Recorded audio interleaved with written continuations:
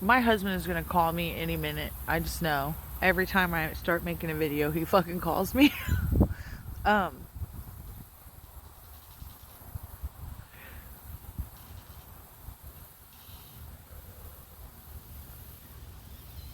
so the ritual work that I do in high magic, I do the lesser banishing, right? Kabbalistic cross, lesser banishing, lesser invoking, and then started. I was doing the lesser invoking of the hexagram, but this is why I watch Damien videos every fucking day, to like constantly be reminded of what I'm doing.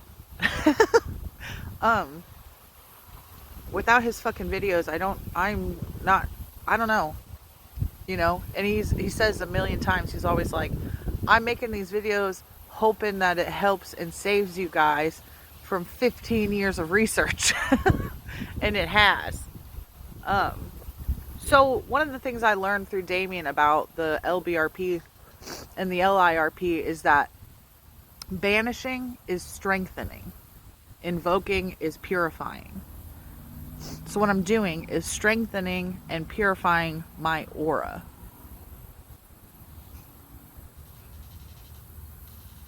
And that like pertains to like my mental facets, right? And like the LBRP is like elemental shit, and like to me that pertains to like your most immediate environment.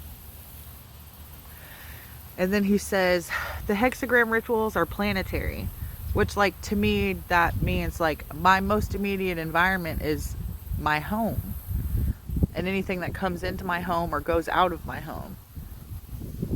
But to me, like the planetary work, like this is just how I figure it out, is like it extends beyond my home, so like into society.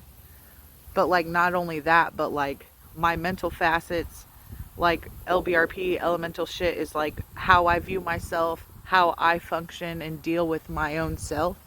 And then the planetary shit is like how I function and deal with myself when it pertains to other people and the rest of society. So I was doing invoking hexagrams, and then I was like, wait a second. I watched a video. Damien was like, oh yeah. I sought out the hexagram videos that Damien made and was like refreshing. And then I read what he wrote. I have 2 of his books and I was reading what he wrote, just refreshing my understanding of the hexagram rituals. And like part of my understanding is that it's just like you and God are on, you draw the triangles like this, and it's like this is God and this is you, and you and God are doing the same work. You're in conjunction, and then it flips, and then you slowly move away from divinity, right? And then it gets to a point where divinity is now looking at you. So I was like, all right, cool, that's one aspect. But another aspect, I was like, shit, banishing is strengthening and invoking is purifying. So I was like, I better start doing the banishing. I better start doing the fucking banishing. And it's crazy because I've probably done like 3 rituals recently where I started banishing, doing the banishing hexagram, and then invoking, and then blah. And like the fucking crazy thing is that I already see the strengthening aspect of the banishing ritual working on my psyche. We just had like a crisis, like a financial crisis in my personal life, and it was like, oh my fucking God, what are we gonna fucking do?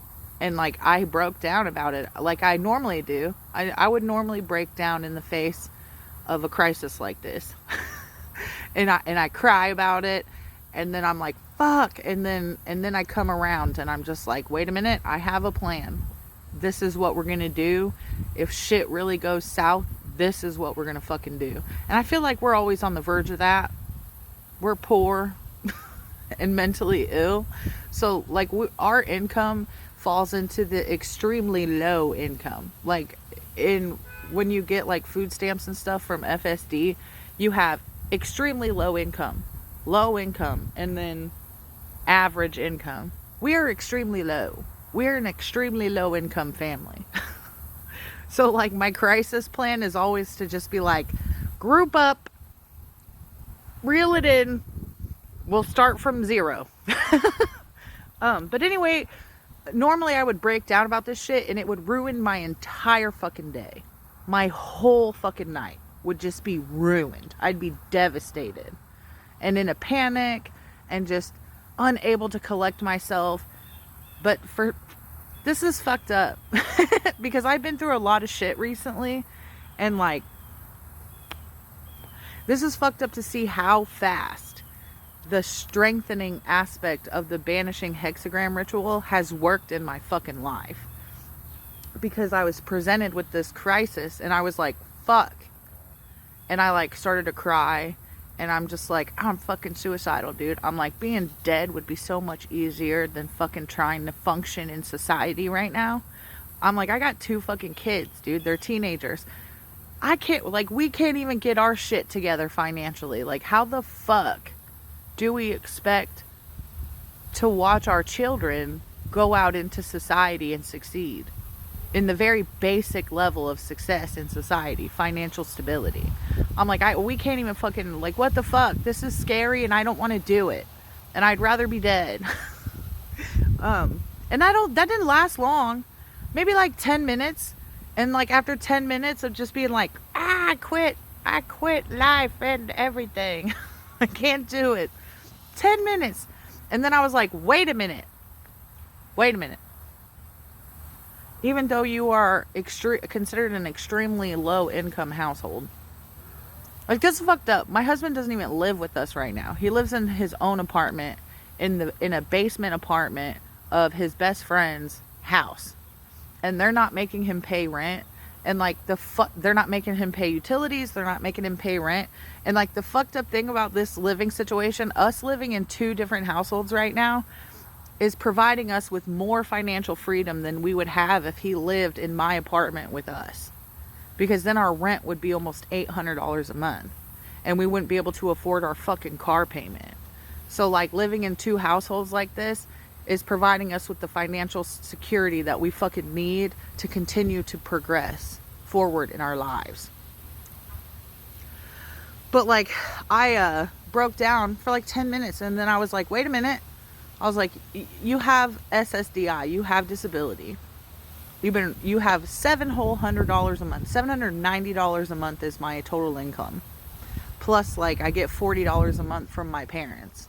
Like, at the end of the month, I'm like, Mom, can I have $20? And she's like, yeah, here you go. And then a week later, I'm like, can I have another $20? And I'm taking that money to put food in our kitchen and then to buy cigarettes or to give my husband gas money.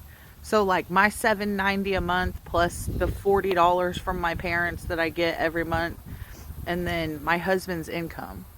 But I was like, wait, calm down. You have an apartment, you have a home. I said you live in a relatively small town so that it's easier to walk to work here. And like the lucky part about our situation is my husband is the maintenance man for the apartments I live in. There's like 3 different apartment complexes in this town, and he's the maintenance man for all 3. So I was like, if shit really fucking goes south here, you can just move back in with me. Our rent will go up. We'll start thriving off of my income because I have a secure income for the rest of my fucking life. We will always have that $790 no matter what. So we can always start back at 0 and we can go down to living off of my money and then figuring it out from there. So I was like, it's okay. You have your safety net. You have your security. It'll be all right. And like the fucked up thing though is that I feel fucking amazing. Like I feel fucking amazing right now. Even though we just had to deal with this fucking crisis, this financial crisis. What was it? We're buying a new car. Like this is fucked up. Because we had a car, we paid it off. It took us 3 years to pay off this car. We paid it off. Within like 3 months of getting this car paid off, we had to fix some bullshit in the engine. So there's like fucking $400-500 out our ass immediately after we pay off our car and don't have car payments anymore. We're fucking fixing some shit with the fucking motor, you know, and we can't afford that shit. We can't afford that shit. That set us aside so bad. And then it was like a month later, after we get that fixed, the key breaks off in the ignition. So now we're shelling out another $500 goddamn dollars. Believe it or not, to have your fucking key, to have a key made for your car, to have a locksmith come out, fish out the broken piece of key, and then replace your ignition and give you a brand new key, that's gonna cost you like $600. Because that's what we fucking paid. And then it was like, fuck, man, what the fuck? Like, we're supposed to get ahead here because we don't have this car payment anymore. But shit keeps going wrong with our car. Like, we had a flat tire, so we had to like impromptu buy a brand new tire. And it's like, we just can't fucking get ahead of the curve at all, no matter what we do. Mind you, we're an extremely low income house. And we just got lucky on the tire that I had just got paid. And I was like, hey, I have the money for the tire today. Like, that never happens. But so there was the tire, there was the fucking hose or some shit on the motor, and then the goddamn locksmith. And then after that, it was like maybe a month later, something else went wrong with the car to where we took it into a mechanic, and he was like, listen, this is going to cost you like $2,000 to get fixed. And we're like, what? We're like, we paid like fucking $9,000 for this car. Like, I'm not, like, where the fuck am I going to get $2,000 to fix my fucking car? So we ended up trading it in to get a new car, and we ended up getting like a newer car. Like, the car we were driving was like a 99 Chevy Aveo, and now we're driving a 2016 Nissan Rogue.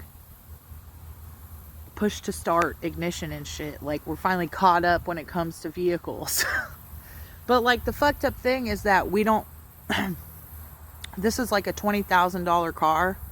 So like, when we went in to get the Aveo tagged, it was like $300. Like $300 less than that, I think. Like $250 is what we paid in taxes and then getting the car tagged. But now that we have a car that costs $20,000, it's gonna cost us like fucking $1,000 to get this car tagged. And it's like, where the fuck are we gonna get $1,000? But lucky for us, my husband was telling a friend of ours, like, his fucking parents were being dicks. And well, what had happened was we were trying to save up the money to get the car tagged, so he was borrowing his stepdad's truck. And then his stepdad's truck just recently started, like, check engine lights coming on. We're hearing a knocking in the motor. And his stepdad was like, bring it back, bring it home. I need to fucking get this checked out before it completely breaks down and shits out. But like, the frustrating part is that his mom has a car. Like, his stepdad and his mom have a 2-car, technically a 3-car household, because he's got a work truck, and then he has his truck, and then his mom has a car. But like, this is so stupid because his mom doesn't even drive. Like, she doesn't leave the house ever. Fucking literally ever. Like, her and her husband go grocery shopping together, and that's the only time she ever leaves the house the entire month. And it's just like, why do you even have a car? But like, she's such a bitch that she won't let her own son borrow her fucking car so that he can get to work until he saves up the money to get his car tagged. She's like, no, don't touch my car. It's like, literally no one ever touches your car. It just sits in your fucking driveway. That's some shit that's frustrating to me about, like, I'm a younger millennial, and like, all of our parents, it seems like the common thing is that our parents are fucking dicks. They're just fucking complete fucking assholes. And like, it doesn't matter how well you're doing in life, they're still gonna be fucking assholes. And like, getting anything out of your fucking parents is like pulling fucking teeth. But the fucked up thing is that all of our parents have just like that one extra car sitting in the fucking driveway, perfect and brand new, and they never drive it. They don't have any reason to have it, but they fucking have it anyway, but they won't let you fucking borrow it. Like, that's how it is. So he was like venting to a friend of ours, an internet friend of ours that we've been friends with for a long time, like probably like 8 years now. And he was like, I'll loan you the money. He's like, I can loan you exactly as much as you need to get your car tagged, and then pay me back with your next couple paychecks.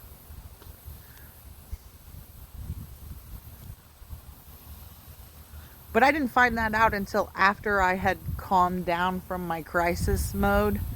I was like in crisis mode, and then I started messaging my husband. I was like, it'll be all right. We'll regroup. We'll meet up in the center. We'll regroup. We'll start from zero, and we'll branch out and go from there. We'll figure it out. We're good. We're fine. And then he was like, blah, blah, blah, said he was going to help. And I'm like,